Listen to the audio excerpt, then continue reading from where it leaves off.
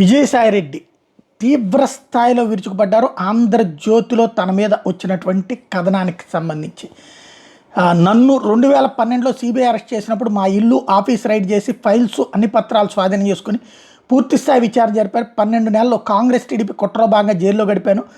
ఆదాయానికి మించి ఆస్తుల అభియోగాలు లేవు. నా పైన పెట్టిన సెక్షన్లో కుట్ర, ప్రేరేపణ, ఖాతా లెక్కల ఫడ్జింగ్ మాత్రమే.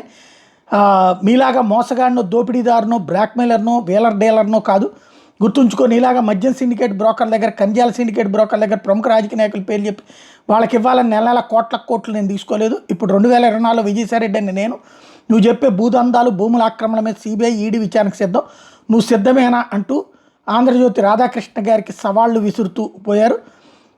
ఇక ఆయనకి సంబంధించి రాధాకృష్ణ గారిని తీవ్రస్థాయిలో విరుచుకుపడుతూ ఎక్కడి నుంచి ఏం జరిగింది అన్నటువంటి అంశాన్ని హైలైట్ చేసుకుంటూ సాగారు.